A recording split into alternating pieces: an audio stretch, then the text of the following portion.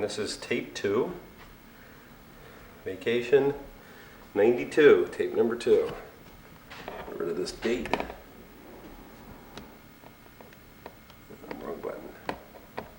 There we go. And this is tape number 2 from Mystic. This is the scale model of Mystic River. Just pretend that we're flying overhead in a helicopter. Make helicopter sounds.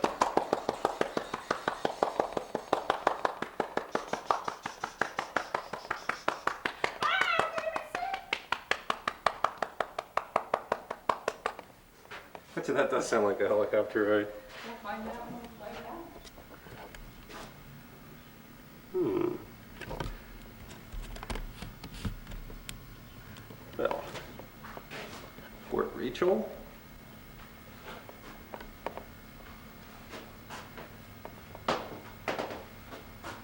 Constructed through 1858, Shoreline Railroad.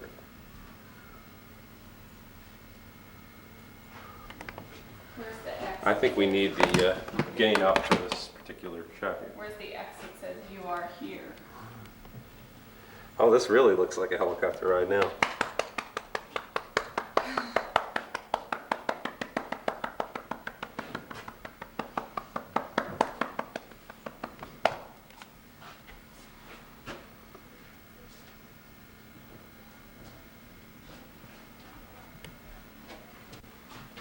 Gotta come all the way down to get this stuff too. Gotcha, gotcha.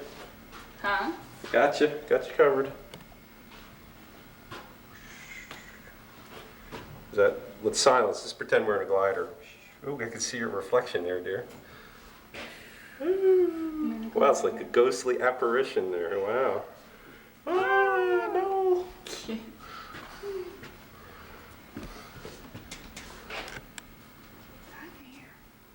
Yep, it's warm. Let's focus up here. Ah, that's better. Baby black. Really good. Okay. And what stage of construction are we at right now? Oh, about a third of the way through, maybe.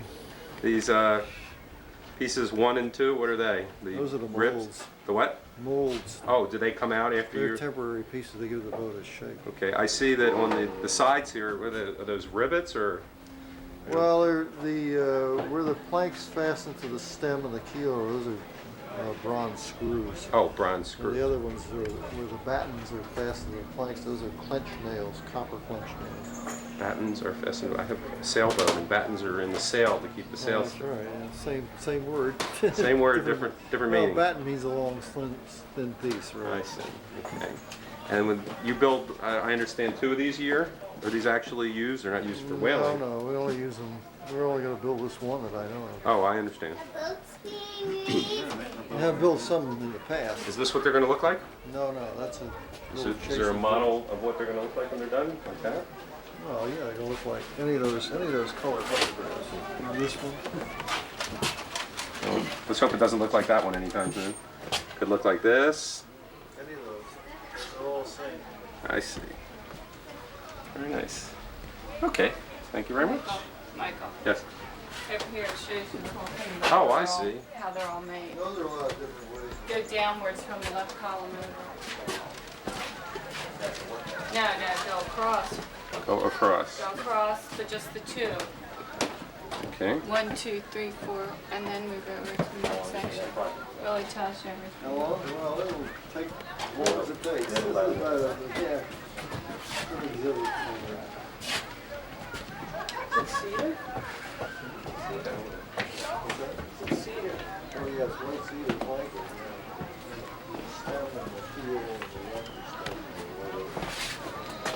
Did you build a boat? Given enough time and the right tools, and probably not. I could probably build a reasonable factory. This the actual where the place was here today, the actual location of the original? 90% of our buildings have been brought in. This is what a typical seaport would look like. The grounds used to be the Greenman Brothers shipyard. Actually building ships here. Most of the buildings are local, right from downtown Mystic or Gain up. 10-mile radius. buildings serve the purpose of what they are. The ships were the ships in the sky. Okay. Rope making building was a rope making building. Generally, what did, this is all different for outfitting a boat? Ship's Like, hardware store. okay, like pulleys and, Everything, food, clothing, parts, supplies. okay. Very good. There would be a list, shopping list would come in here, which is like this right here. Aha! This is a shopping list. 1844. First time cost, about $20,000 to outfit a boat, $30,000 to build it. After that, about $10,000 to outfit the boat.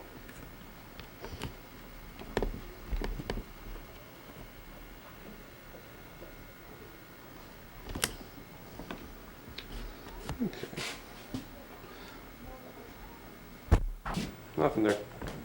Oh my God, look at that block. Woo! What boo boo were you talking about? You'll see. This is where all the rigging, blocks and so forth, pulleys, that kind of stuff. I'll see when. You'll see when we watch the video. And then we have, What kind of boo boo did you make? where are we? You're in the Mallory. You're in the Mallory sail-off. Uh-huh. The building itself is 150 years old. It was built as a sail-off, and it's a sail-off today.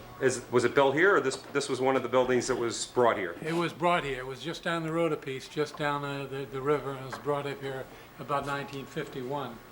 But it's all post and beam construction, and it was a sailmaker 150 years ago, and it's a sailmaker today. So. That you actually, do you make sails for ships other than the ones that are here? Just- No, only what we have here. Only see. what we have here. This is one that we just finished. Just feel how heavy that is. Wow, canvas, right? Yeah, canvas, yeah. No Dacron here, huh? No, they run us out of town on a rail if we brought any tape in here. I see. So what we're trying to do is keep this trade alive as much as we can. Actually, what we do with most of these, the blacksmith shop, the Cuba shop, and the What's and Cuba? this shop. Huh? Oh, Cooper. Oh. Yeah, that's the barrel shop. Okay, all right. And we do a lot of photographs and oral histories, you know, of the various trades. And we have one of the largest maritime historical libraries in the country here. And of course, all that stuff is all cataloged here. So that, and then actually they've gone off into the countryside along here and got older people who have been fishermen in the community for years. And we try to find out what it was like, how they fished in those days, how they caught their fish, what kind of fish they caught, how they sold it, how they got rid of it, you know. So the museum tries to do these things to keep these trades alive. How did you get started in this? Well, I worked in Florida for many, many years. And when I retired, my wife says, "And now, kid, we're going home." And so I'm home. And when I got home, I found out that I needed really something to do. They say you should plan for retirement, but I don't know how you do that. So anyway, I came here, and I work 3 days a week. And I meet people from all over the world. I meet from all over America. So it's a fun place to be, actually. And I had worked for many years on research vessels in the Gulf and in the Bahamas. So I had a good handle on, you know, ships and what they do and what there was about them that I could impart to the museum here. So that's how I got started, and that's about it. Are you doing any research here? No, I'm not doing any research. You know, each new building I go into, you know, it's new research for me. I see. You know, I mean, if I go on the Morgan, if I go on the Dunton, if I go on the Conrad, there's a lot of research so that I'll have a good handle on what the story is about, so that I can talk intelligently to people. And so that is probably the only research I do. But each new area is a little different, and each new area of the seaport is a different story. And the carving shop is a shop I work in. And that was, you know, research there. I took a course in carving here, and of course the area here, we have all kinds of opportunities to take different courses. We can take courses at the blacksmith shop, the boat shop, many areas that are open, you know, that you can go in during the course of the year and have an opportunity to learn the various trades. And being retired, I've had the opportunity to spend the time, or I wouldn't if I was full-time work, you know. Yeah. I'm a sailor, I have a sailboat. Tell me a little bit about this sail right here. Which ship is this off of? This one is from the Florence, was a ship that we have at the dock right here. Okay. It's, What size is the Florence? well, the Florence is about 35 feet, and she is rigged today for sword fishing. Okay. And sword fishing is big business in the area. We have a pulpit on the front of the ship where you stand. The swordfish sort of basks on the top of the water and suns himself. And this sail is not a sail for motion. Mm-hmm. This is a sail that sort of steadies the ship. Stay sail. Yeah, and so that's what it's used for. We had those all sold in by hand. I was just gonna say, is this Yeah. all hand sewn? Individually. This those- is machine. That is machine. This is yeah. hand. Is this hand? That's handwork, yeah. Back then, did they It's have like like that? human-powered Yeah. kind of sewing machines, or Well, everything was done by hand? The thing of it is that in those days, you know, you had steam power, Uh-huh. and you also had water power. I see. And it's a question of whether they would have steam or it would be foot power. But on a machine that would have to sew through this heavy canvas, Uh-huh. you need some sort of power other than foot power, you know. Yeah. And that machine over there is over 100 years old. This And machine it's- he's working on? No, the one that on the Oh, table is empty. The up That's and a what? singer. That's a singer sewing machine. Of course. It, they call it a pachonka because that's what it does. It goes pachonk, pachonk, pachonk, and so it's a pachonka machine. But it's great for this kind of work because this stuff is so heavy.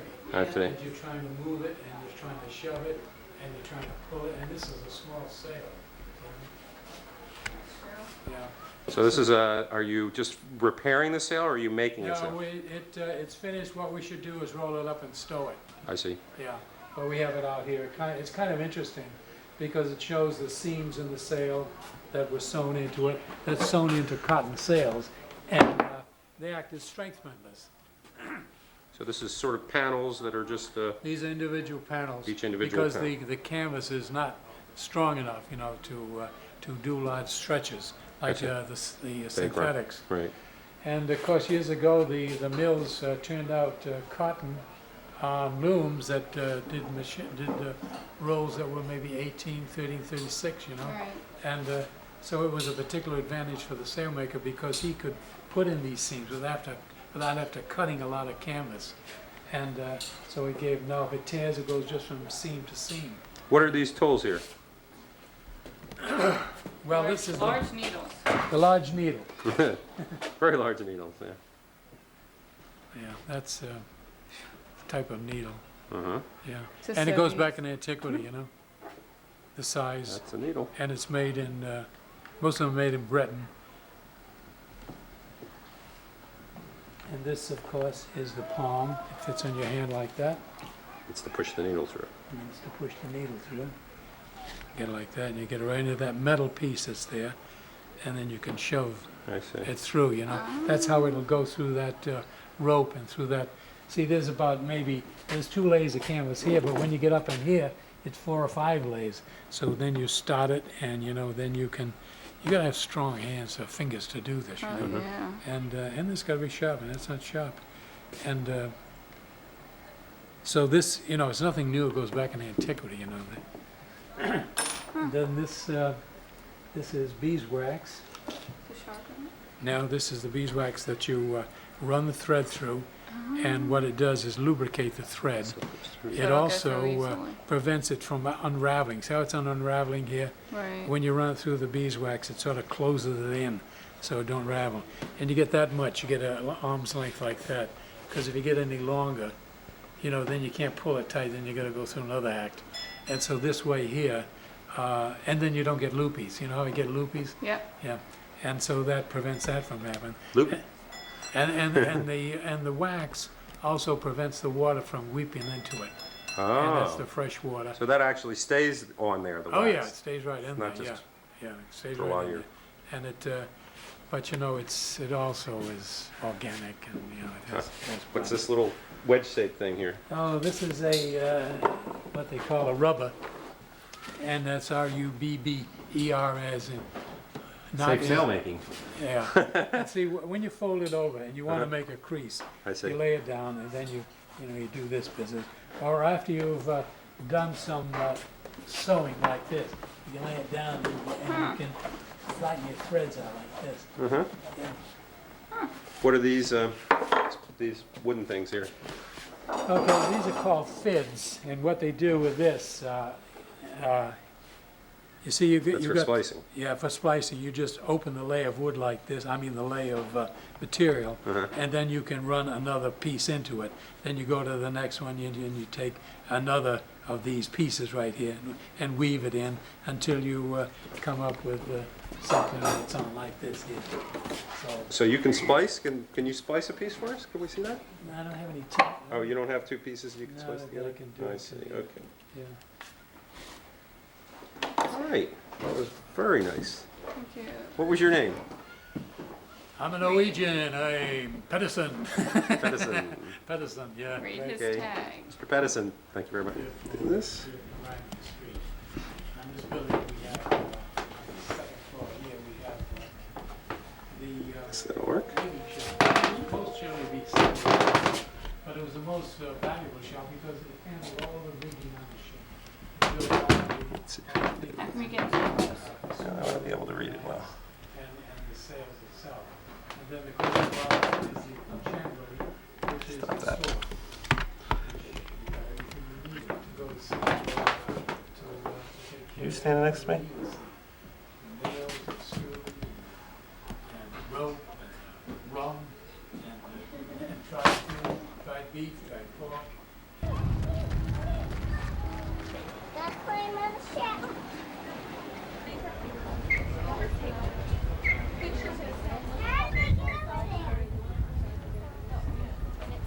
It's better to have some height.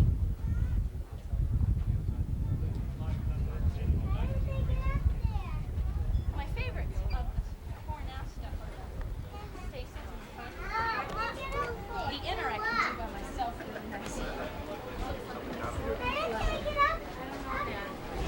Though the jibs are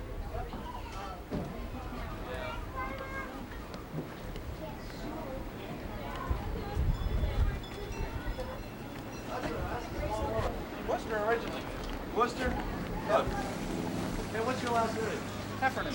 Oh, that's right. Okay. No, guys, I worked with a guy in Shenandoah. He was from, I know he went from Worcester. His name is Bruce Worcester. Never mind.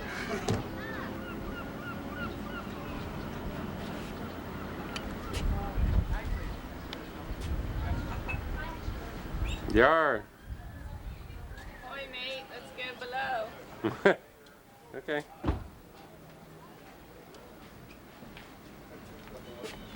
They got stuff downstairs. That should be weird. Huh?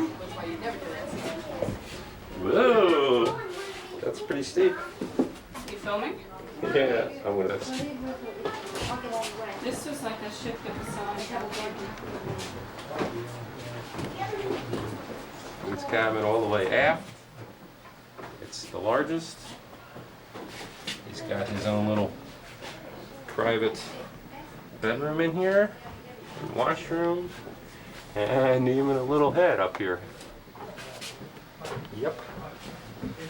Windows. And then I would say this is probably the officer's mess. This is probably some more officer's mess here. Even doctors. Guessing into the next section. And let down for below head. More officers, I would say. And another bunk bed. And another bunk bed. Some chandlers here. Scrooge bunkers. Oh my God, look at here.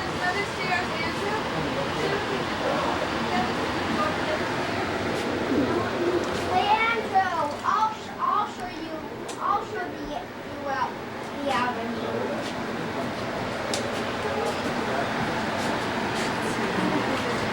Take a picture of it. Watch your head.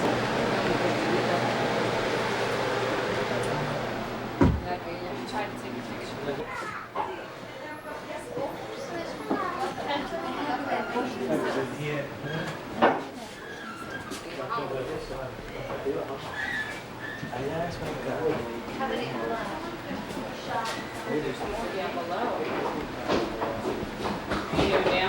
I guess so. Well, let's finish up this section first.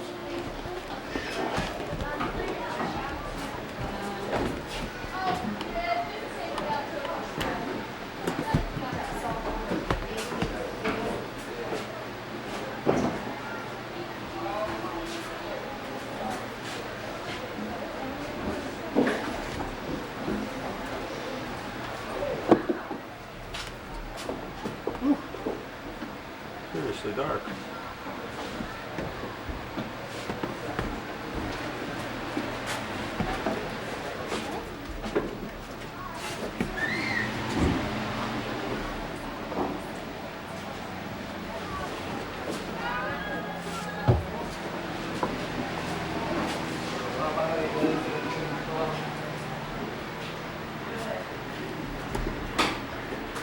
Level.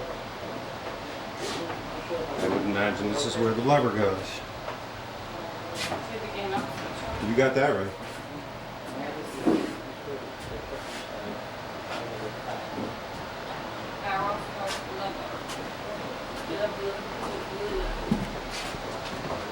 Throw out the.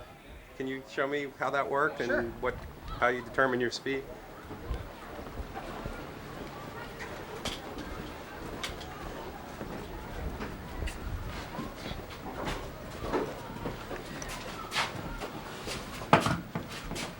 You know, you pay the line all the way out, and you'll notice in here there is a mark. And as this pays the line out, begins to sink, it's the time that this goes down till that. You mark this and then mark that when that hits the water or goes out of sight, and that's seconds to the amount of time, and it's equated to knots. I see. So in other words, the wooden part there sinks.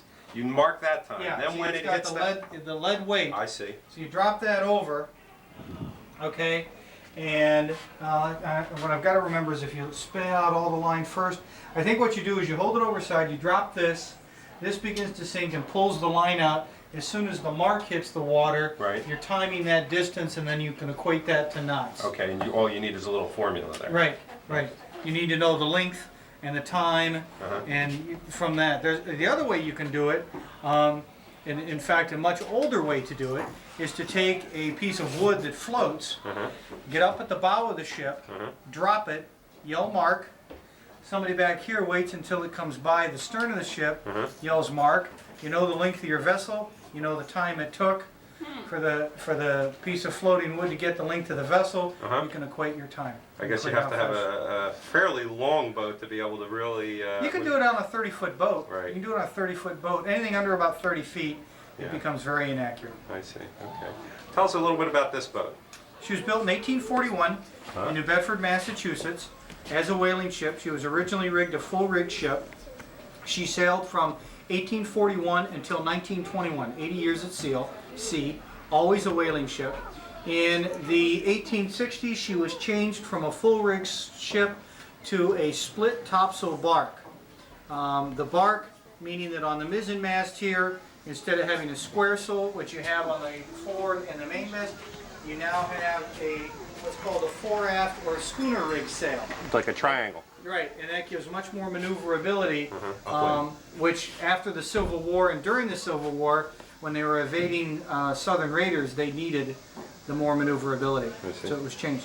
It cost $52,000 and 7 months to build her in 1841. At the end of her first voyage, which lasted 3 years, she sold her cargo of whale oil, which is approximately 79,000 gallons, for $56,000. So she paid for herself in the 3 years' time. Typical whaling voyage is 3 to 5 years. She's manned with a crew of 33 to 36. She sailed predominantly in the Pacific Ocean and in the Arctic Ocean north of the Sea of Japan. She is 111 feet long, 27.7 feet wide, 17.6 feet deep, and is registered at 305 tons. 305 tons. Originally 313, but they've changed the tonnage regulations in the mid-1800s, and now it's 305 tons. Okay. She came to Mystic in 1941 on her 100th birthday. She is now 151 years old. And she is the last American wooden whaling ship left in the world today. Has this left this particular port in the last 50 years? No, because she's a registered National Historic Landmark, and the last one left in the world today, she stays here. I see. The only time we bring her about so she weathers evenly on both sides, and we take her downriver to the shipyard at the other end of the museum where continual restoration is maintained. Otherwise, she stays right here. But so then she actually does get out of the slip though at some point. She gets out of, off this dock, Right. but just to be towed down to the end of the river. Oh, she doesn't gets sail towed. down. I see. Okay. Very interesting. And the visiting ship, of course, the Pride of Baltimore. Nice. I think we'll go on the Pride of Baltimore.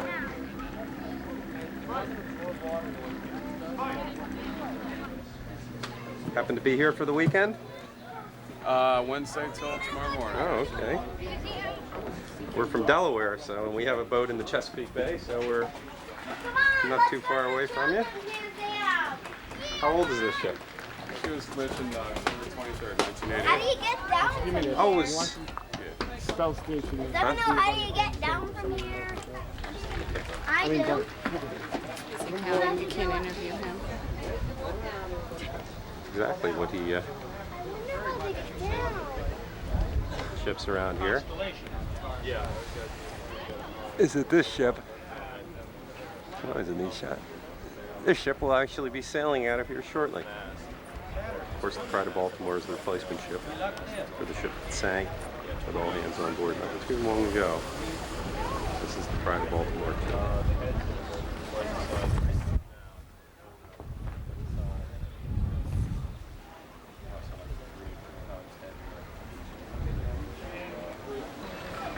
Here, of course, are the cannons. Pretty useful in case you're running pirates. That one, I knew after the story, you're getting elbowed in the face and on it. Mass troops. For sailboats.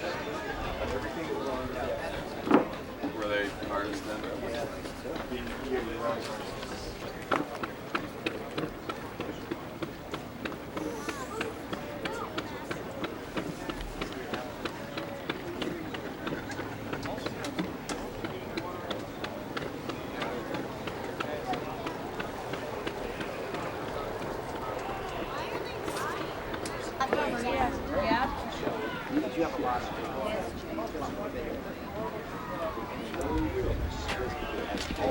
Arm and use their ships against the commercial ships of hostile nations. The largest number of privateers sailed out of Baltimore and the Chesapeake Bay. The majority of these vessels were Baltimore clipper schooners.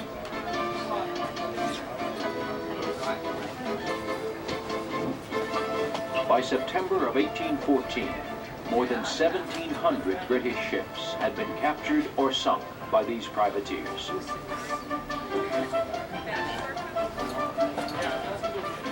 So the British attacked Baltimore to wipe out that nest of pirates.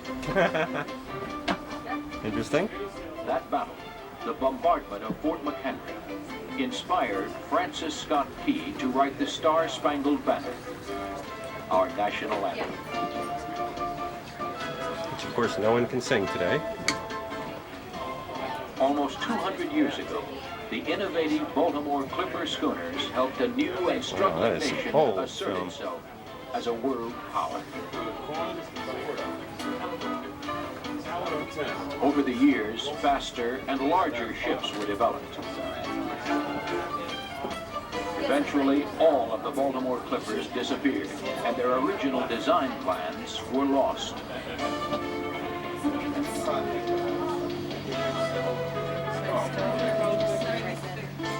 But a record of the first vessels designed in the United States of America does exist.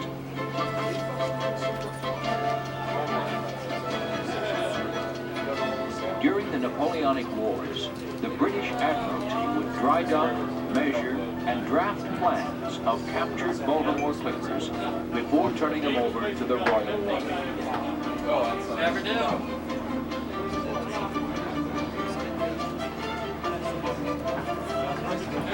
Thanks to French journals of the period and the documentation of the British Admiralty, the Pride of Baltimore II today represents to the world an historic example of Yankee ingenuity.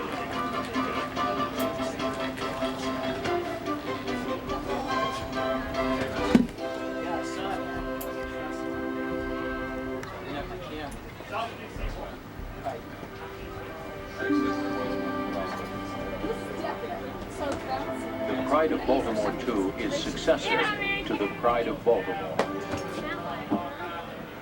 For 9.5 years, the Pride sailed goodwill, representing the city of Baltimore, the state of Maryland, and the United States of America.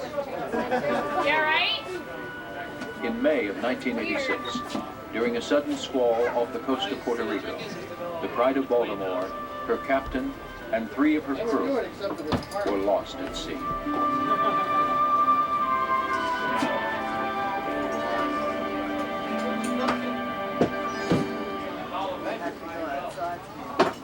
Just as her predecessors were, the Pride of Baltimore II was built in Baltimore's Inner Harbor.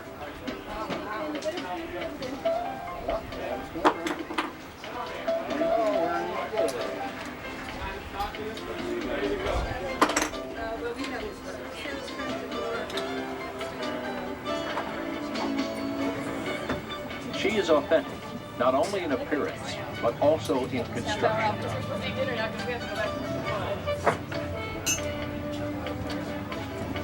So Jessica, you're not signing for this, so why don't you bring your fish in? She was built by hand, implementing skills almost extinct in modern ship construction.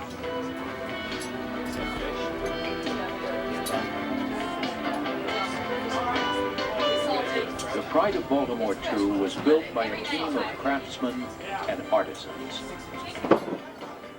At her construction site, iron fittings were forged and tropical hardwoods hewn to create the only existing example of the Baltimore. I stopped home. I finished because I'm, like I said, after the summer schedule, I'm back working in my own shop, which I'm behind that right now. So it's good that I get done with this. Yeah, it's part of the summer craftsman program. I don't know if you noticed it, but when you went into the chipsmith shop and the sail off, you saw somebody working on a sail or hammering out something in iron. And they hired like local craftsmen of all types. So we're all kind of taking our weekends here for the summer. You get people in and teaching. So I think they have interns for some of the things. Well, I used to teach the shipsmithing course here about 10 years ago. But they, you know, Jonathan Che, this guy, used to teach the carving courses. I don't know where he's now. They've asked me to teach that, but I never had time. Evenings are tough. Next door all day. Yeah, we saw. And now I'm here. I just live here, perpetually. And this was what, the general store here? That's right. This is the general store where you did all your grocery shopping and basically whatever else you needed. How's this different from the ship's chandlery?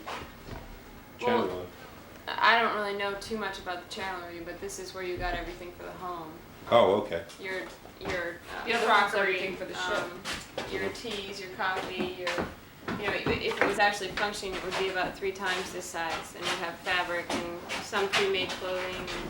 And you get all your staples here: flour, sugar, crackers, cheese, pickles.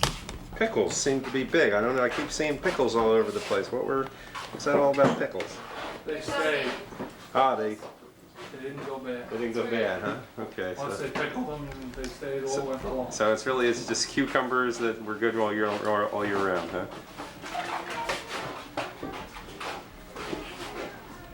Pickles or crackers? All the dry goods would be kept in the barrels, actually. All right, put your nose in the inside. But they're all empty now. What was in them? All the dry goods, crackers, flour, rice, potatoes. With a motor on it. How the heck he did that, I don't know. Oh, the motor's on the inside? That's weird.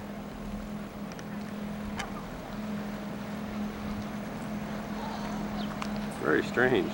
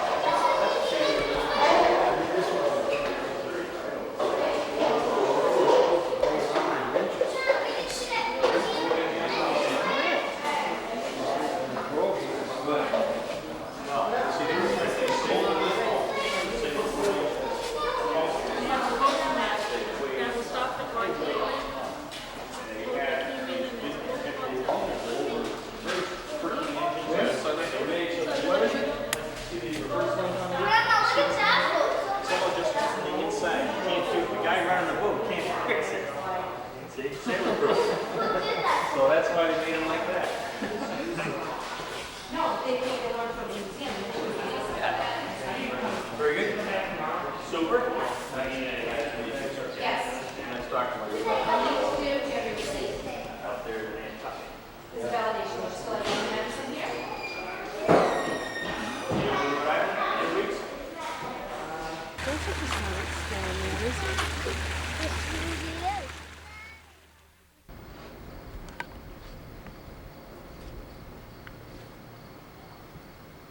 Josh, our cook, and Kenny's our steward. He's one ponytail in there somewhere. We're just about to get underway. We should have very nice weather for the next 2 days, and be grateful that we're not in Florida, that's for sure. And, also going to be very warm, and trying to figure out an itinerary of what would be the best thing to do. We're going to have a strong ebb tide flowing from west to east both days. For the better part of both days, it will be underway. And so one of those days we're going to have to sail against the tide, and the forecast is for stronger winds tomorrow than for today. Should be quite light winds this morning like this, filling in gradually throughout the day to southerly winds about 15 knots. Then tomorrow they're talking about southwest winds 15 to 20, which would be a better sailing breeze. In any case, I think we'll probably head east because to try to sail against the ebb tide this morning and early afternoon with very light currents, that would be very difficult to do. It would be difficult to make any progress. So heading to the east.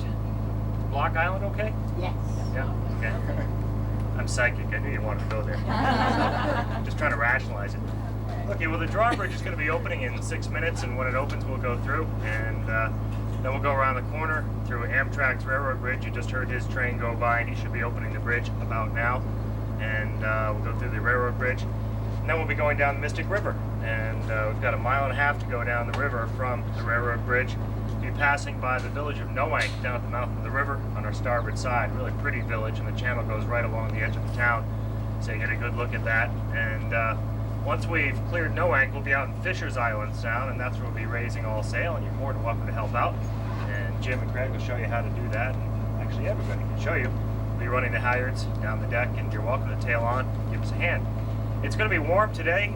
What breeze we will have will mostly be a downwind sail, so you won't be that aware of the breeze. And it's going to be warm tonight. That was another reason I was thinking Block Island would be a nice port of call, because it should be about 10 degrees cooler out there than it will be up here in the mainland, and great beaches for swimming out there and walking around. Lovely island to explore. So we'll try to do that. I mean, I can never say exactly what we're going to do. I can only tell you what we're going to try to do, and then from there on in, it's up to Mother Nature to see how we do. So we've learned to stay flexible. But be comfortable, help yourself to the deck mats, spread around, give you something soft to sit on, and we'll be on our way shortly. Any questions for starters? Well, if you have any, don't hesitate to ask. If there's anything we can do for you, don't hesitate to ask, and we'll be on our way. Thanks, everyone.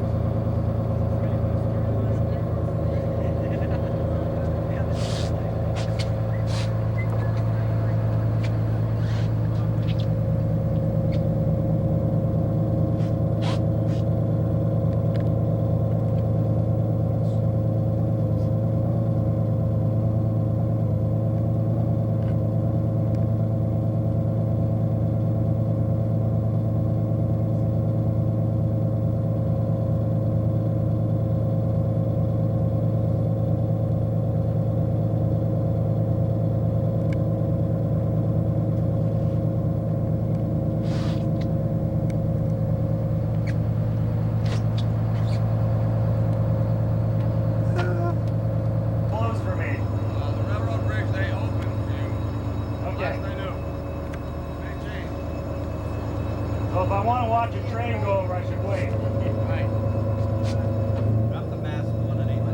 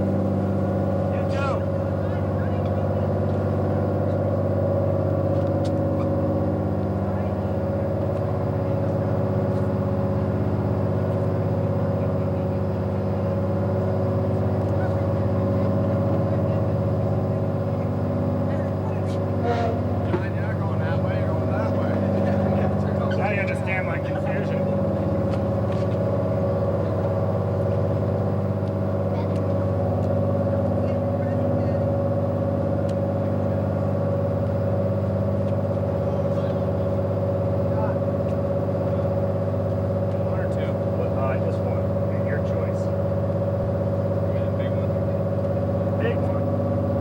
Do very well with big ones. Maybe it's the humidity, but these don't appear to be like. You have to save one for Viola, Jim. Well, Oh, if you yeah. do this, I'll you take pick them two. up when you do that. Just hold them flat. Don't weaken them. They're like, don't weaken them. It breaks the structural fibrosity. Yes. I'm gonna save this one for Viola. This one's better.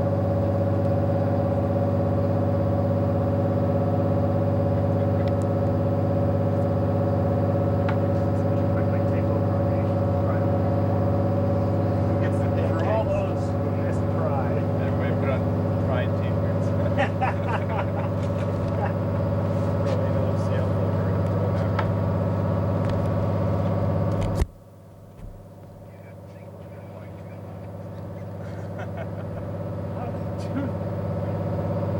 She's got a busy next.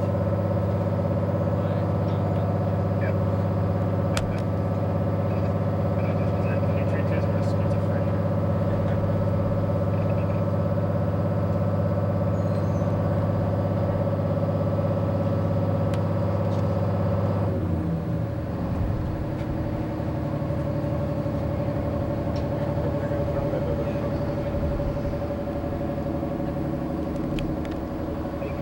Kurt to get out of the way. Roof shot. Yes! Okay, good, John.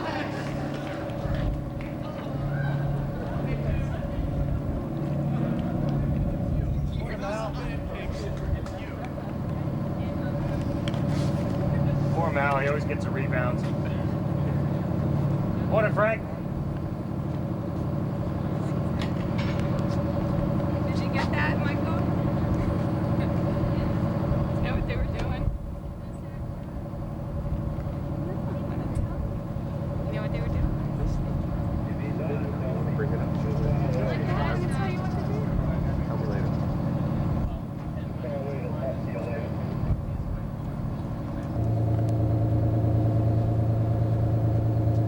Be turning over that way also. We'll be leaving Sarah's support. We'll keep in touch. See what's going on there.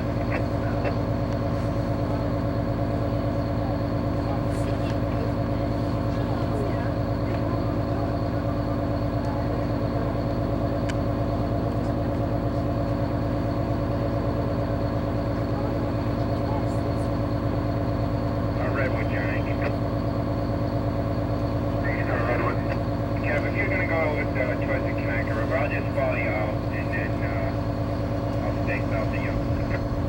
Tom, I'll speed up you a little bit, not to slow you down too much. No problem, Kev.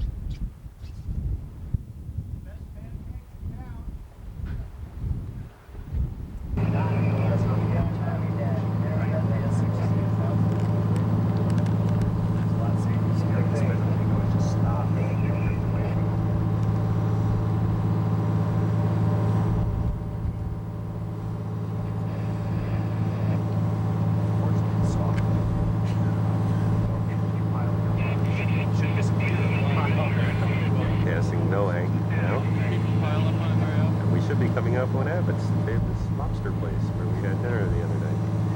Seems as though the Pride of Baltimore, which we were on yesterday, is on ground.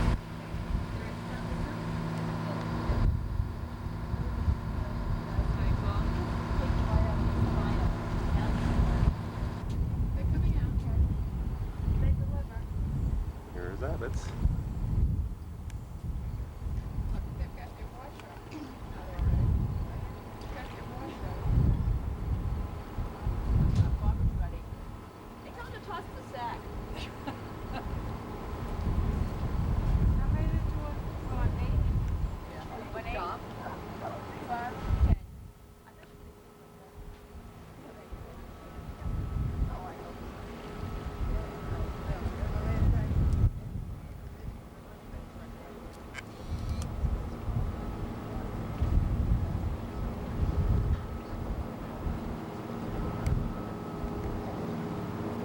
Schwartz, reporting from Noang, Connecticut. From Noang, Connecticut, aboard the Mystic Clipper, going to rescue the Pride of Baltimore 2 that has run aground this morning. I don't know what they're going to be able to do, but we are coming to assist.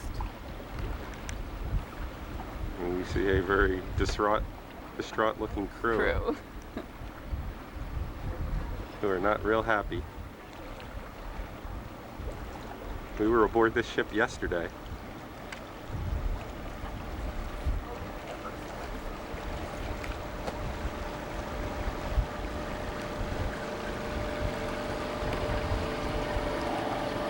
I'd say the Pride of Baltimore is a little embarrassed at this point.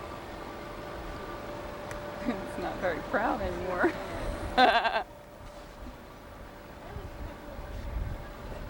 Why is there all that water coming out of that hole? Out of what hole? Ours? No, theirs. They're probably lightening the ship. First of all, it's a you know, as the boat takes on a little water, it squirts it out. But it's possible that they're trying to empty their water tanks and their holding tanks to try to lighten up the ship a little bit.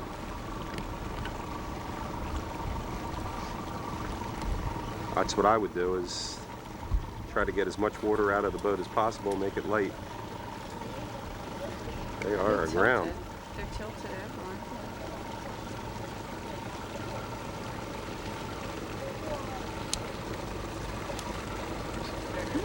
They're preparing a line for the tow. We have that much power to do that? Oh, they have tugboats that'll pull That's true. huge ships.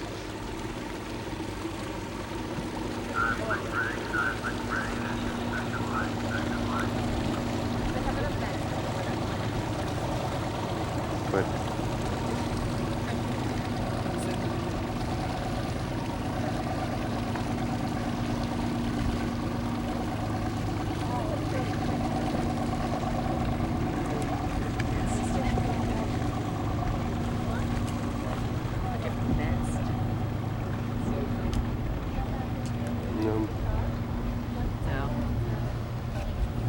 that isn't fun. Oh no, that's like the Marine Police.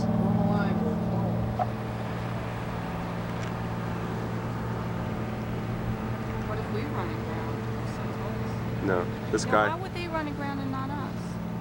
Because we're more in the center of the channel. They may have a deeper hole than we did.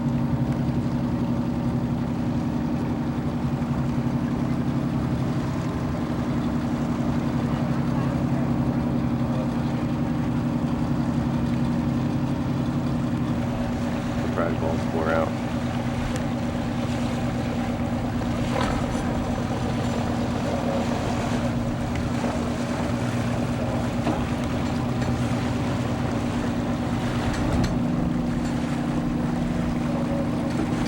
Anybody to help her?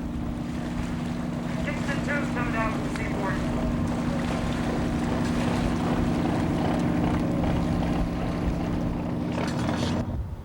Okay, we're getting ready to raise sail now. We'll be raising the mainsail back here first, then the foresail, then some of the headsails up there.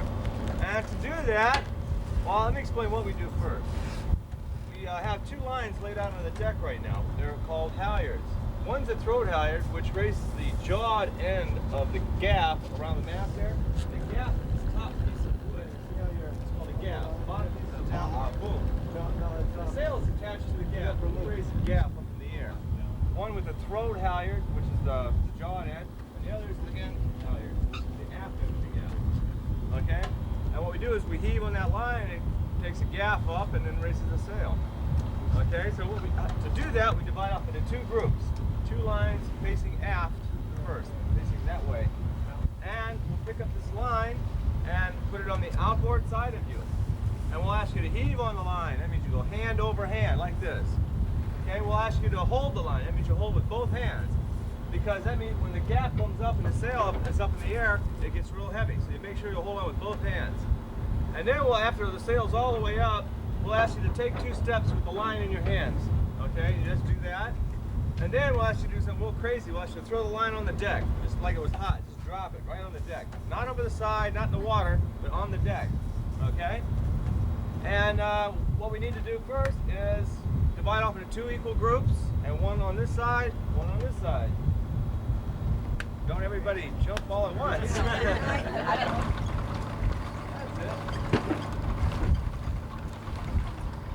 Everybody got to pull, otherwise it gets real hard for the other people. When they get tired, the next person starts pulling. Hold that. Hoisted.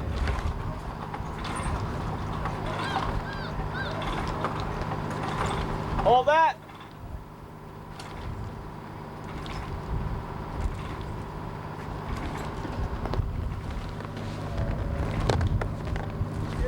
Heave the line. One, couple of good ones. 2, 6. Hold that. 2, 6. 2, 6. Okay, heave. Come on, heave. Heave. Come on, go now. Heave. Hold that. This is the hardest one. That's why we have you do it first. Okay, now take 2 steps towards me with the line in your hands. Now get ready to drop it right on the deck. Drop the line!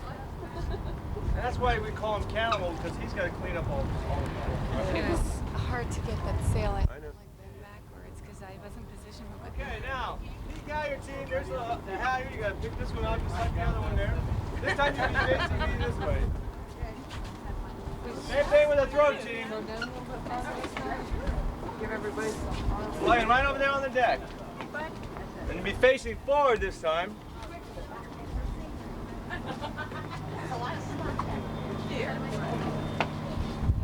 We can get a couple more people. You got enough people on the throat halyard there? Barely. Let's get a couple more people over there on the throat halyard. Okay, you guys squeeze it in there. Plenty of room.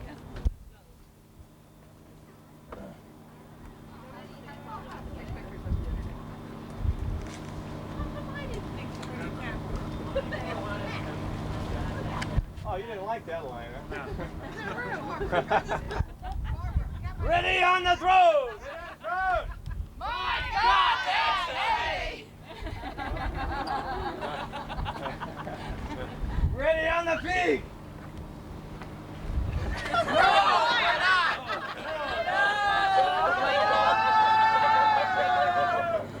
What's the matter, Jim?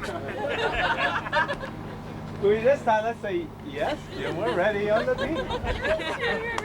Ready on the peak! Ready on the peak! Yes, Jim, we're ready on the peak! What? Hoisted!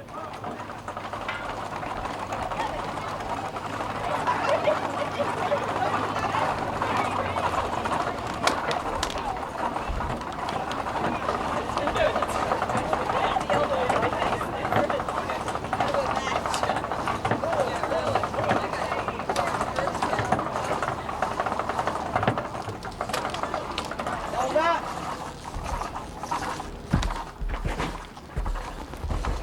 You may not speak very well, but we're fast raising the sails. Hoisted!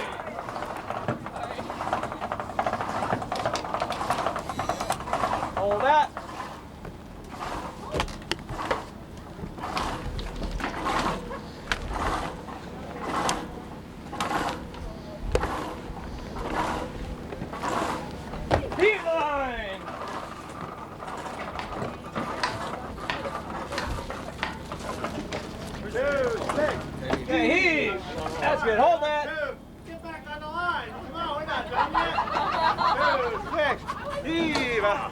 2, 6. Heave on it. Now hold that line. Don't ever let go of that line. Well, wait here. We can all wind up aloft.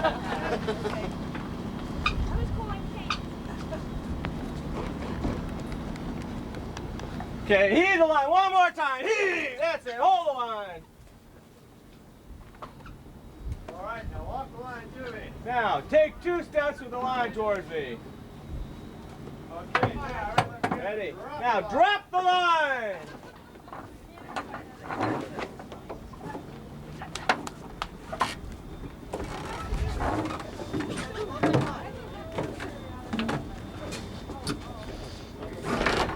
Yeah, you guys did a great job on those. Boat facing the dock, floating dock. My skylight from my cabin is right next to the gangplank when it's opening. Anybody standing on the dock. The voyage.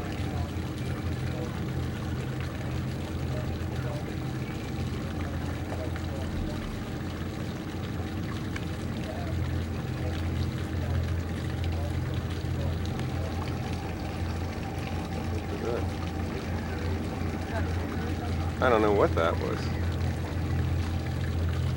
Like a bathing suit or something.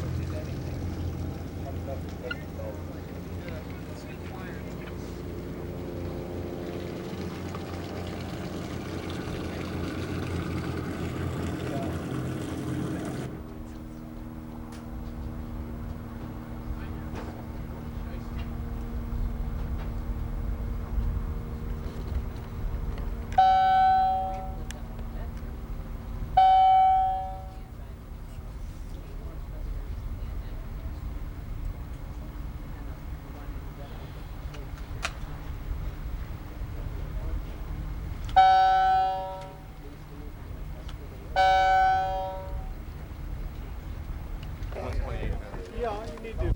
You look too serious. Pretty smooth. Well, there are a whole lot of them right around Really switch your itinerary. I am sweet. It's Captain Schwartz at the helm aboard the Mystic Clipper, attempting to sail. I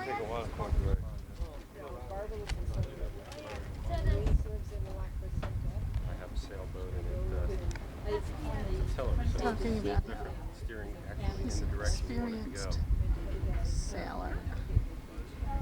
Turn the way you want it to go. Look at what we're sailing around. Beautiful, clear sunny. You can go back to your house. Really in the midst of being displaced. It's very hard. Especially if you probably spent $10,000 to get there. Up. Way up. They should be having it by now. Yeah, the captain said that it struck earlier, and by noon time today they expected the sun to be on land.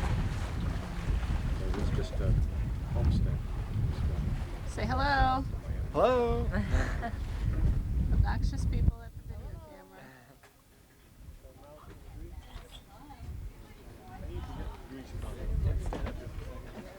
And yes, here you are today.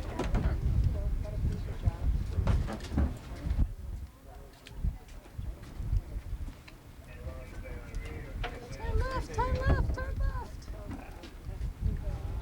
Quickly.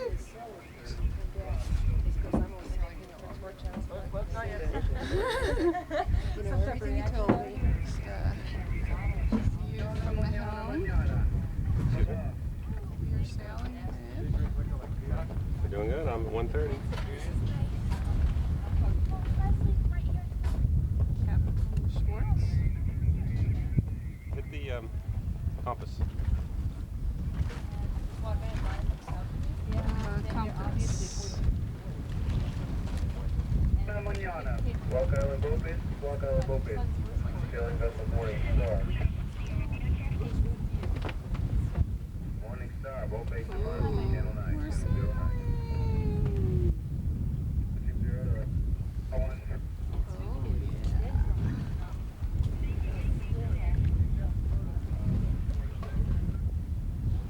Coming up on Rock Island. Breeze picked up. For the last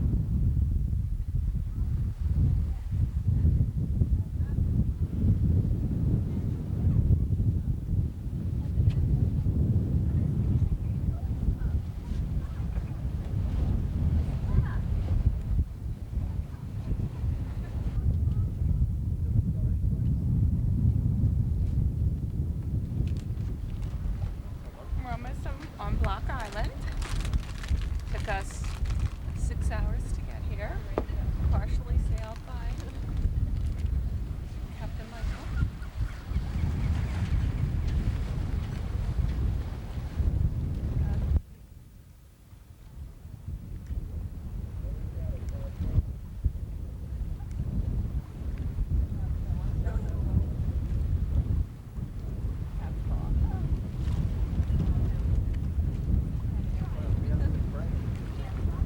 I think we're kind of overtaking these other two sailboats. These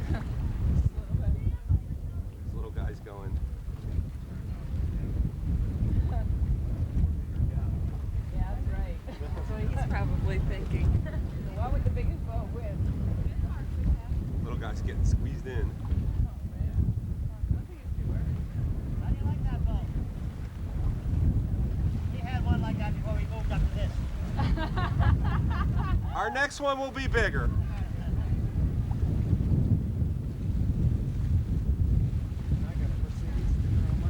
We are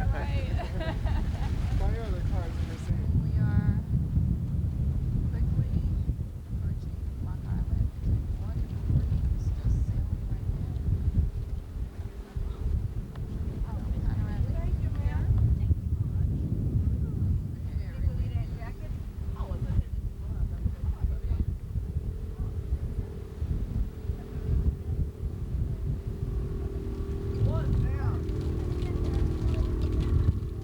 And Michael is standing by, going to be cranking the centerboard. Centerboard. Mark. Techo. Crank, baby, crank. Use those muscles. Am I doing it the right way? The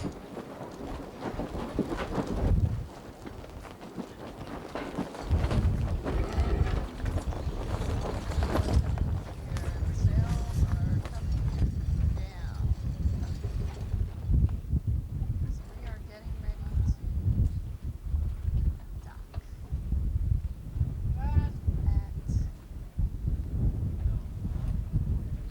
Island.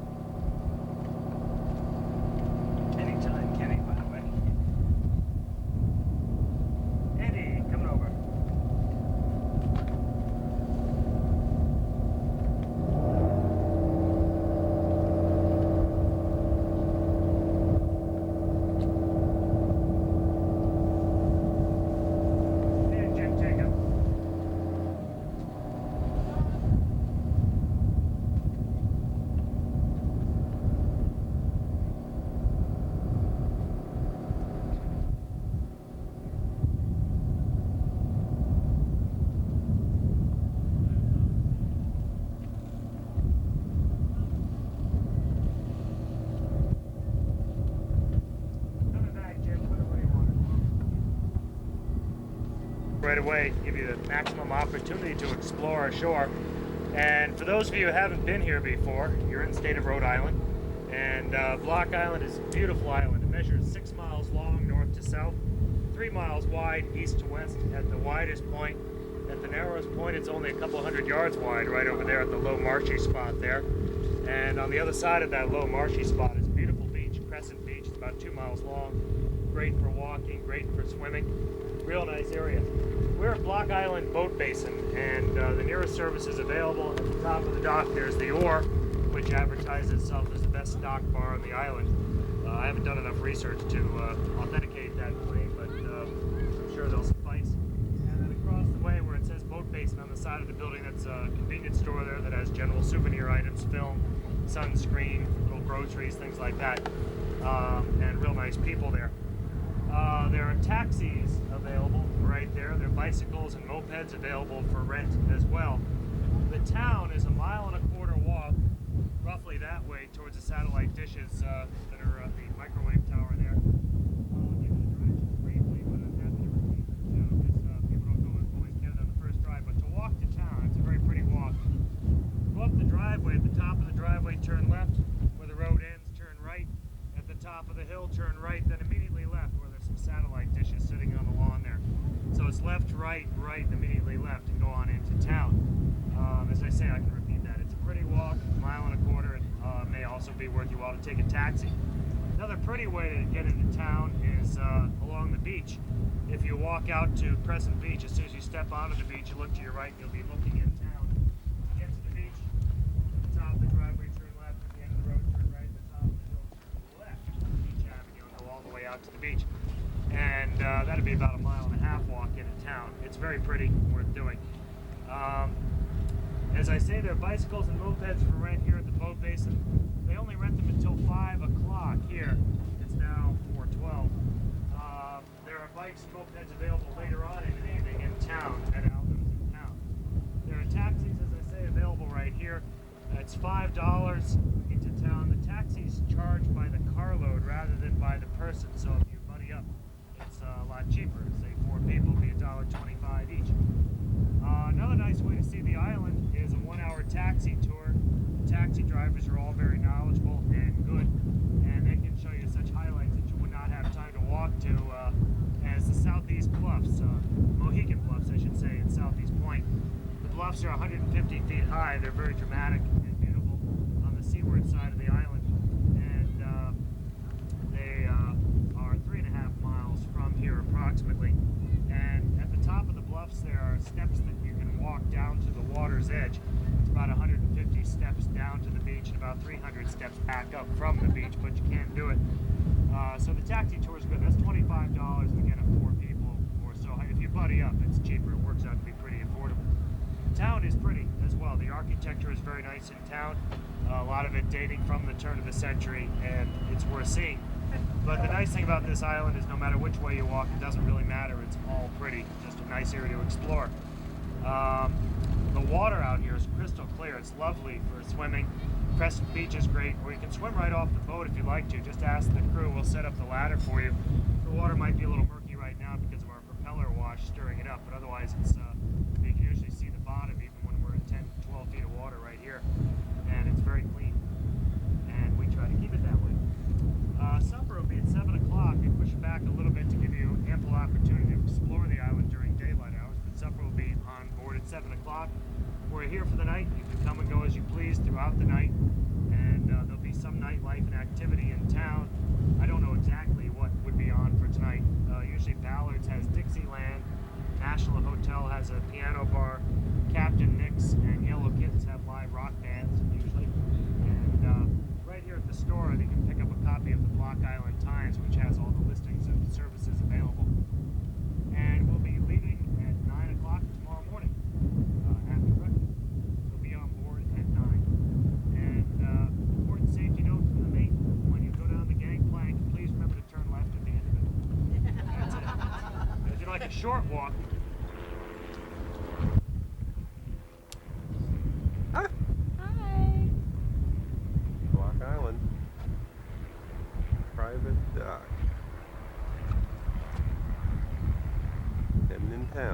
You're in New Harbor now. Uh-huh. So what we do is go over here into Old Harbor, then we go out to the north end of the island, where the North Lighthouse and Cow Cove is. Then we come back around the east side of the island, out to the bluffs, over to the Indian Burial Cemetery, then over to Rodman's Hollow, and around the west side of the island, and take a good look at the Great Salt Pond. Then we come back in New Harbor, or wherever you want to get dropped off. And it's like $25 for the hour.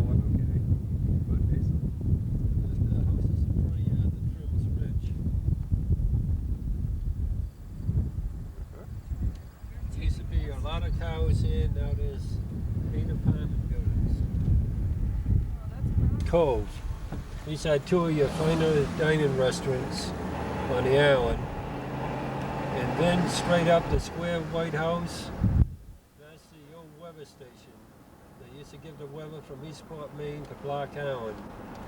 And the house next to it, that's run down, is the old Hygeia, which I'm going to show you a house very similar to that, a hotel, that's been completely remodeled, and it's like night and day.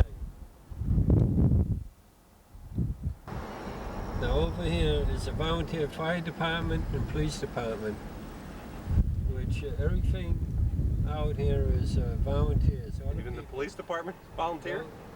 The police department is 4 regulars, and they all live here year round. And over here on the right is the power plant.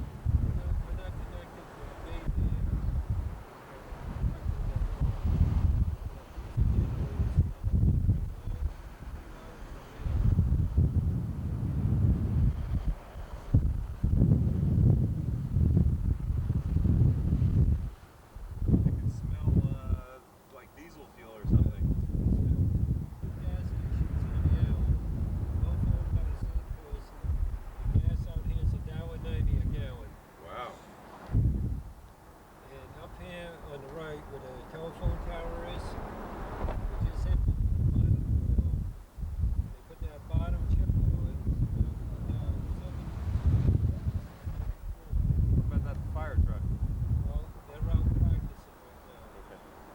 Numbers instead of 4, you mean before they put that tower up? Where everybody else dialed 7 numbers, you dialed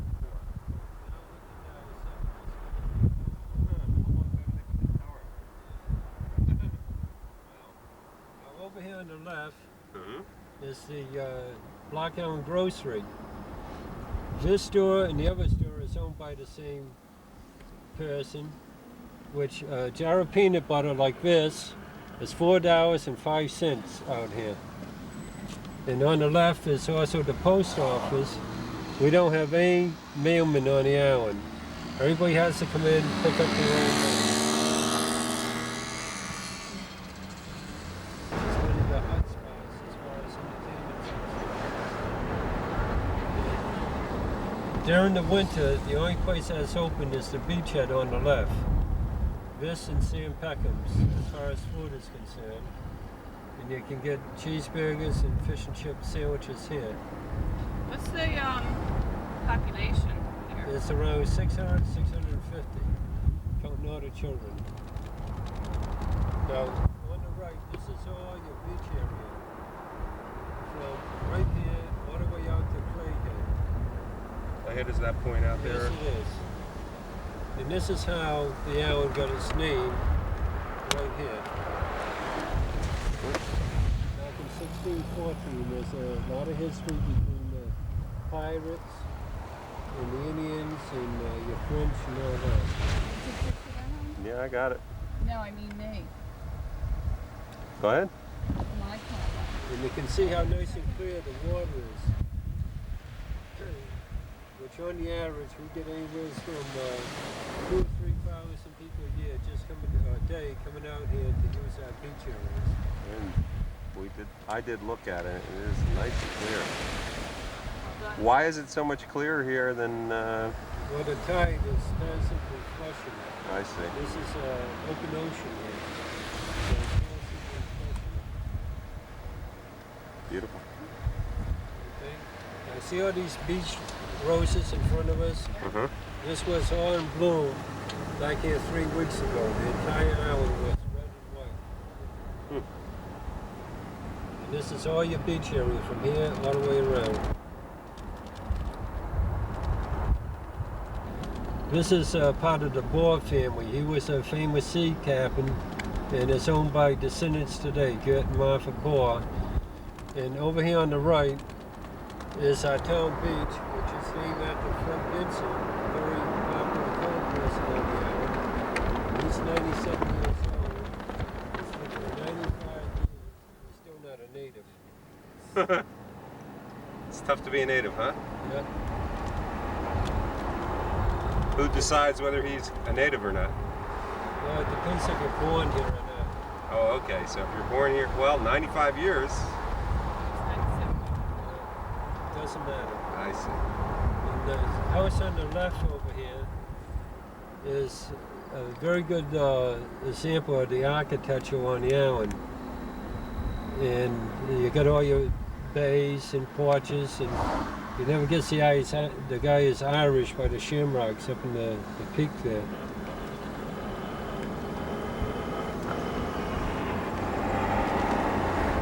See all the houses over here on the right? Uh-huh. Most of the island was rediscovered about 15 years ago by New York and Connecticut people.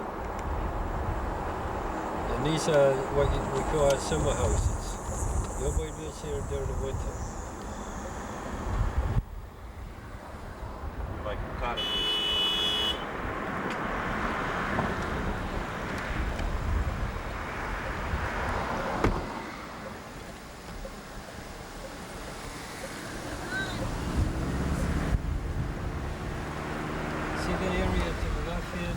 This is the back side of the pond, right here. The pond? What is the The pond? Great Salt Pond, that's where you came in on your boat. Uh-huh. And on the average, there's usually anywhere from 500 to 1,000 boats in there. But this is how far off the season is right now. How far off? You mean that as far as tourism is it's not a very good year, huh? No. 1992 is not a good year for tourism. Now, you see all the telephone poles? There's no street lights on all the poles on the island because all we have is these are generators. So we try to conserve on the electric as much as we can. Plus, there's no air conditioners out here. No air conditioners? No. By law, or? No, nobody can afford it. If you want any air, you open the window. I guess it's cool out here since you're an island. It's nice and cool. What's the average temperature? Well, in the winter it gets down to the 30s, but you get the wind chill factor. Right. You always have the wind here. Awful cold in the winter, but it's nice and cool in the summer. And see the buildings over here on the right? Those are the condos. These were put up about 7 years ago with the island protesting them. But somehow there was a payoff. They were built. And to this day, they declared bankruptcy, then they were auctioned off, and there's only 6 of them that's been occupied.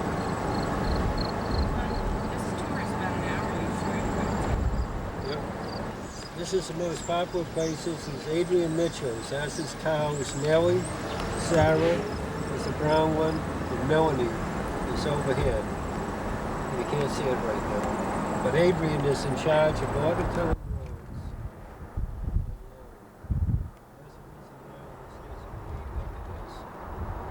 Who's Adrian?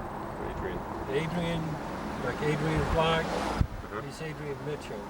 There's a lot of people out here that's named Adrian. I see. Were you born on this island? Nope.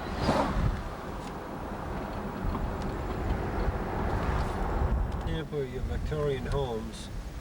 This is owned by the Hobies, which is a bed and breakfast place. And this is very well maintained, and as is all the property out here. No relation to Hobie cats, is it? No. Okay.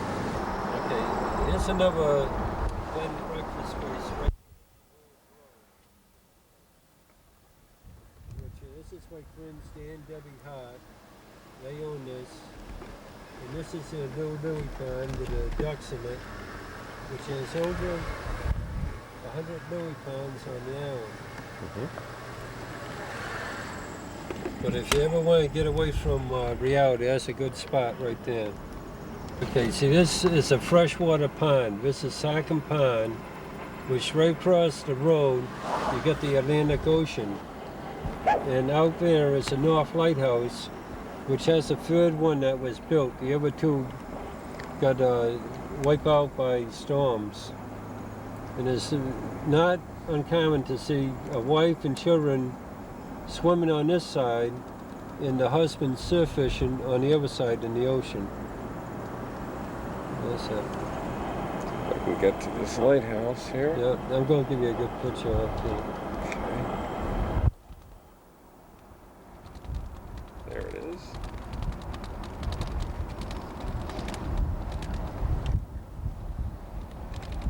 What's over there, if you can see it, is a Rhode Island shoreline. There's two overcasts right there. Yeah, maybe with my telephoto lens, I'll bring it 8 times closer. And this is Settler's Rock right here, which has the names of all the original descendants. And which right now there's like 3 families of descendants that still left on the island. And the area in front of us is a wildlife refuge, which during September, October, we get all the Audubon societies out there from Connecticut, and New York, Rhode Island.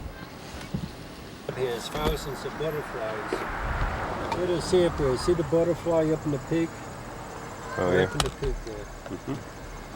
And out here, there's the butterfly on quite a few houses, and that's like a symbol of freedom, which is very nice. Now, just to give you a little example of how the wind is out here, take a picture of the telephone poles up in front of us. To the right? Yeah, to the right.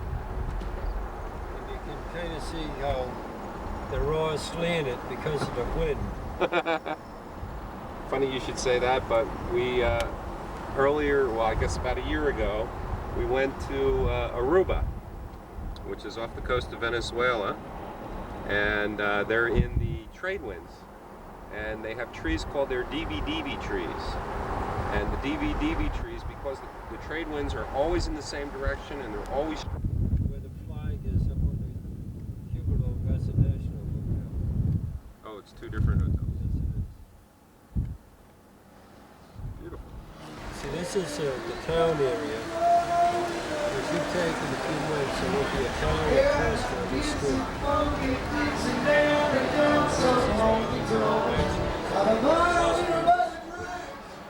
Shops. There's quite a few hotels here. Wonderful smells too. That smelled awfully nice, that restaurant.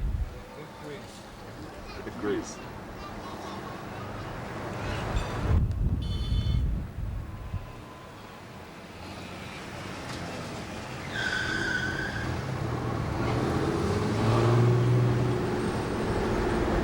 Now the statue in front of us is of Rebecca, which was put up for the temperance movement. And every 2 years we have to paint her. This is the Harbor Church, which this is what I say a third of the island is. Now what we're doing is going. What do you mean this is where a third of the? Oh, you mean the population? This is the church for a third of the population. Now what we're doing is going up the east side of the island. And going on the right is Hotel Madison, excuse me. Yes, Florence? The people you left at the rustic ride are ready. Okay, do you think you could get Sue to do that? I'm on a tour. You know where she is in the show? The Madison's also known as the Reaper up there, with the widow's club. This is all their farm animals down below, the limers and finger goats. They also own the 61 inn up here on the left, which is open year round. And back here 5 years ago, Justin got a beef about his vegetables not being fresh. So what he did is put in this vegetable garden.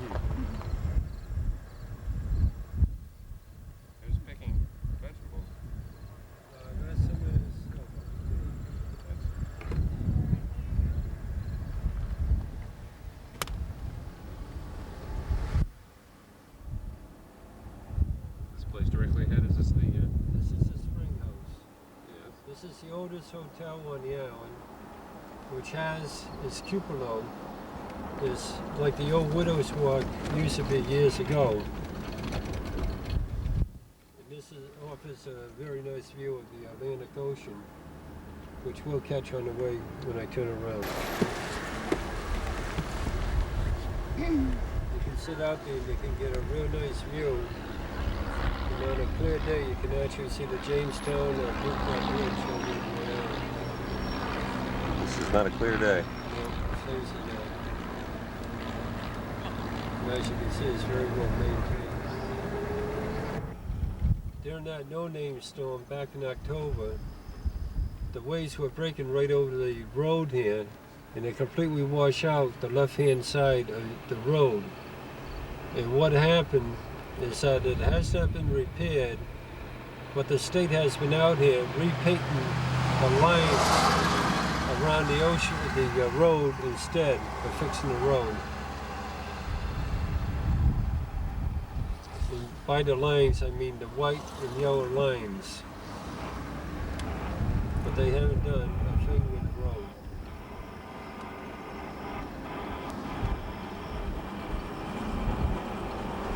That's my dog. And what kind of dog is that? What's his name? That's Yellow Cindy. lab? No, that's Cindy, a black lab. Oh, a black lab. Yeah. Isn't she pretty? Oh. Come here. Oh, she's coming up. Yeah. But the reason I she's bring on a you up leash. here, reason I bring you up here is to give you another nice view of the bluffs that we can't drive out to. Okay. That we This can or is- can't drive out. You can't. That's a clay head. How come you can't drive out to the bluffs? Because there's no road that you can drive out to. So we will see the bluffs, but we won't be on them. That's right. Right, this is a good example of the architectural shingles right here. The type of shingling that we do. And the building up here in front of us with a green roof, that's Brown's. We just redid that 3 years ago with the same type of shingling. Now I'm going back up here, and I'm going to give you a very nice view of the Clayhead Bluffs, which right now is overcast, but down below us is Pebble Beach, and that's a place in the winter, you know, we can see at least 10 or 15 seals sitting up on the rocks in the winter time. And as you can look down, you can see the stone walls. They're everywhere, so there's hundreds and hundreds of miles. But you can see how well kept a lot of grounds are, and the houses are. Okay, see the house in front of us? We had a fire here 4 days ago. 4 days? Yeah, and the thing that you do first is take the propane gas tanks and get them away from the house in case they explode. And once again, that's my beautiful dog.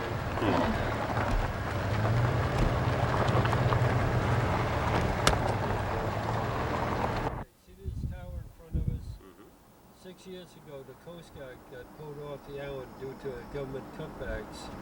So they put this tower up with a beacon on it to warn the ships at sea or land, because there's been over 150 shipwrecks around the island. And that's the Southeast Lighthouse next to it, which is in danger of going into the ocean. See over here during the October storm, the surf was actually breaking almost halfway up on the bluffs. And you can see where it undermined and part of the bluffs came down here. But what they're going to do with the lighthouse is move it from its present location over to where the tower is. Then they're going to take the tower down and reactivate the lens in the light. And what this is? That's the Southeast Light, and this is the Mohegan Bluffs. That's the overlook, and you got the steps over there. You can go down to the bottom. And what was at the bottom before was a sand beach. But now, after that storm, it's all stone. There's no more sand there. And to give you a real good example of the erosion, we'll come over here.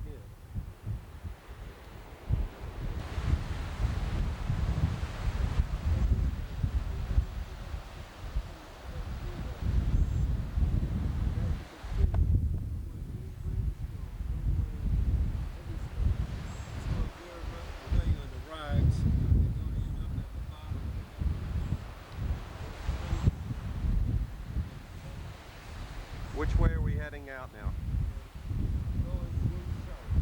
And that's toward Europe. That way? Yeah. And to the western, you have the left is what is called Seneca Swamp. And this is where the Indians and early settlers first lived in caves and shelters all around this perimeter, which today this is a wildlife refuge.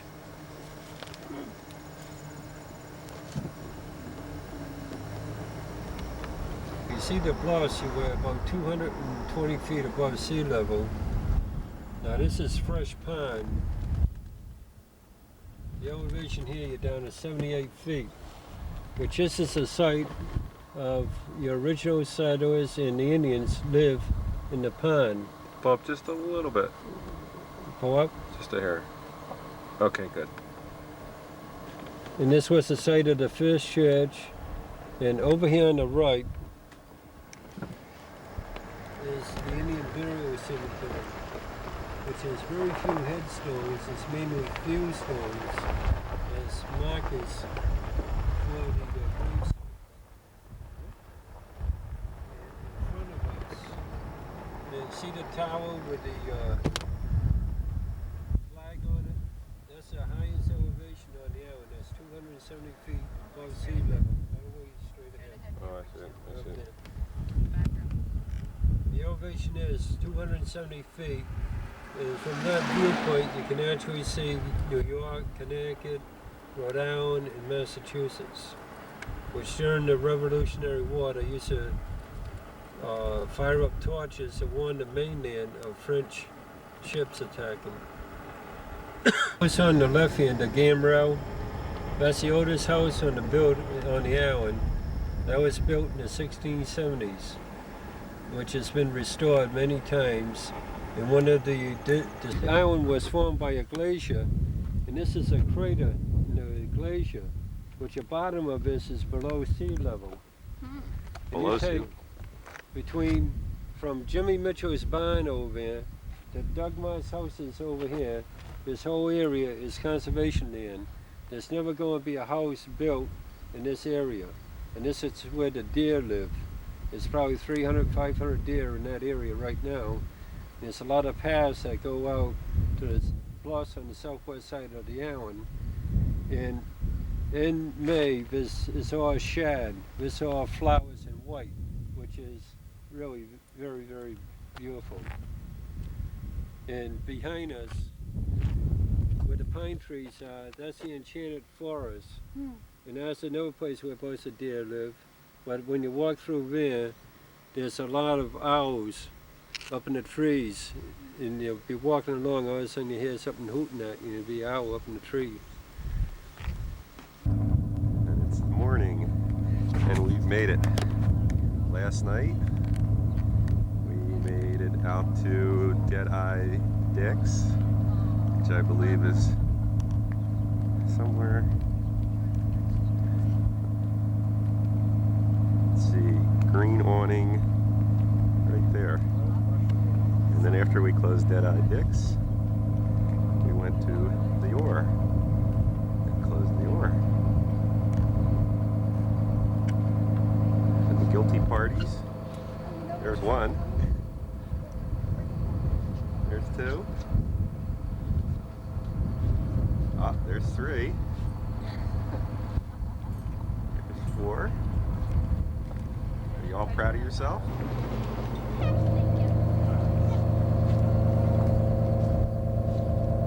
Thanks, Bill.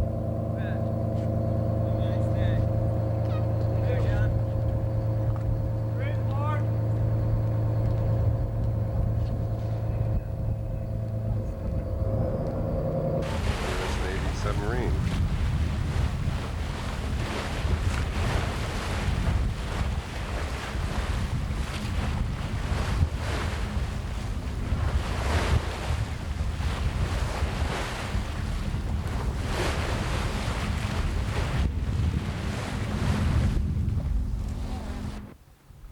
Coast Guard bark.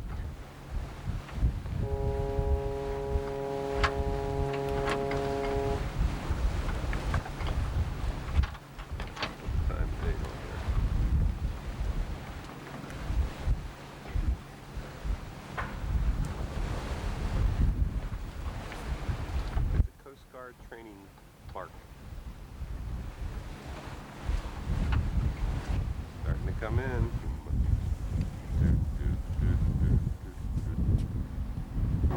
Let's just say, hope you don't have claustrophobia while you're staying here.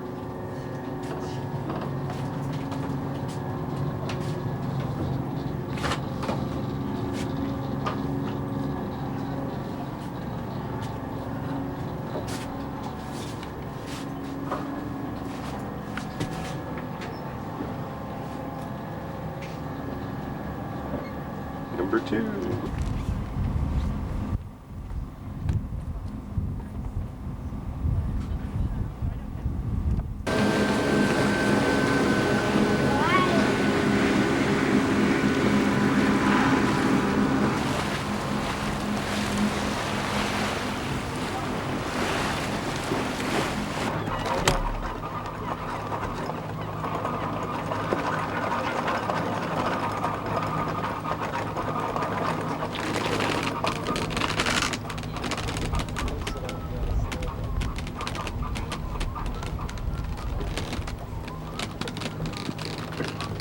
Hi, honey.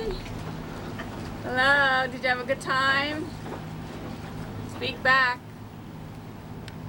Turn it off. Down the hatch. Down the hatch. Ah!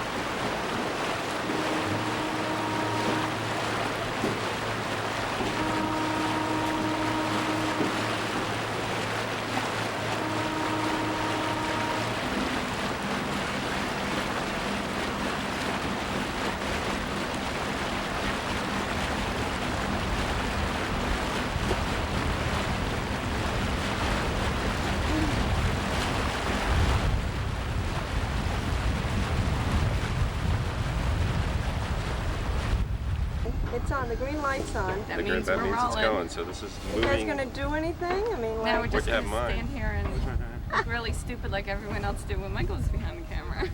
Hey. We're at the end of our windjammer. Had a good time. I How heard does it you feel have- to be at the other end of a video I camera, heard you Michael? went graveyard walking. How did we like graveyard walking? It was No, fun. she said she heard us that we went graveyard. Yes, we And your parents were such party scared animals. some poor driver. Tell Came them to walking out of demonstrate the how they graveyard. walked. No, that's Like how you this. walk. Yeah, yeah. Zombies. But is that the way you're gonna walk after your windjammer cruise in the Caribbean for 1 week? I heard you made reservations. No, no, she has reservations. That's what And you're he's hearing. making. People are. Yes.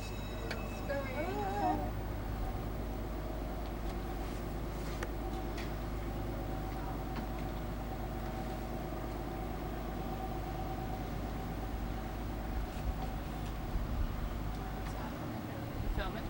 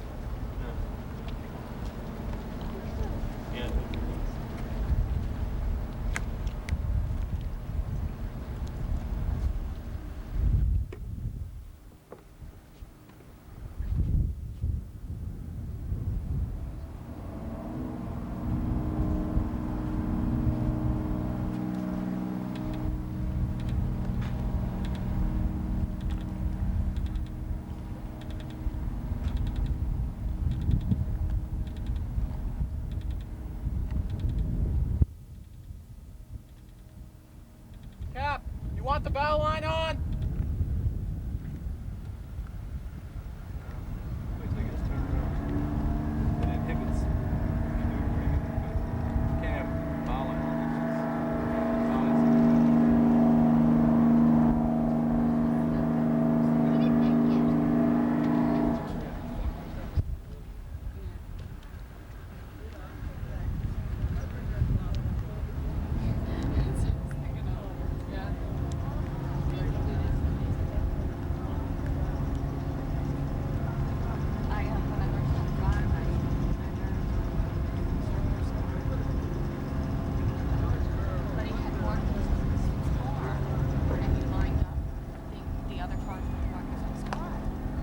Well, that's not the car I drive now, you know, so I had to actually relearn how to drive.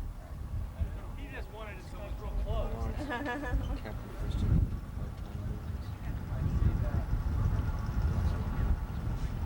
Remember a steady hand. You're a splash dance, John.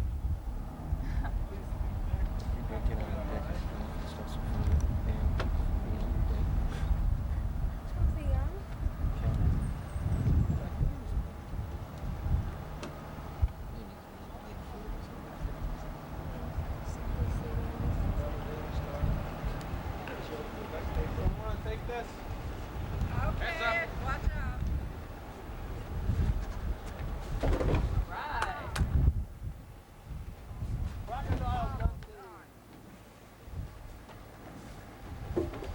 One's on.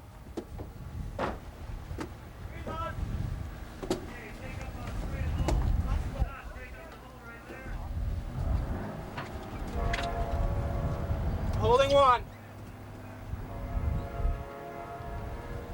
Two's on.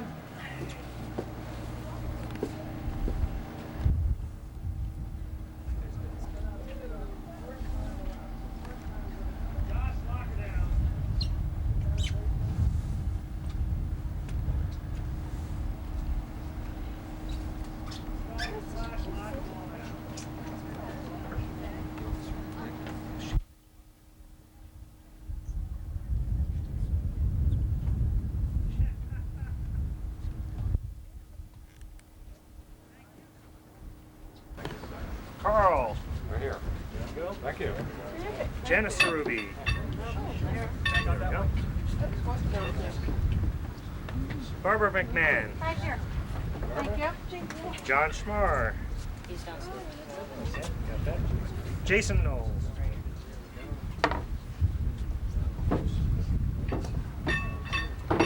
Lorraine Lee. Lorraine. Sandra Gaffney. Accepting on her behalf. Accepting the award. Oh, Mary Grace. Michael's name on there. I'll write you up a new one, though, lest you get credit for a course you didn't take. Want to take Nancy's? Yeah. Okay. Margaret Steiner. Sheila Potter. Mr. and Mrs. Andrew Sparta. Colleen. Oh, okay. Mary Flanagan. How about that? Nice. Linda Plasky. Tim Tiglier. Tim, yeah. Janice and Robert Cerubi. And Michael Schwartz. There we go, Michael. His wife was aboard this vessel too.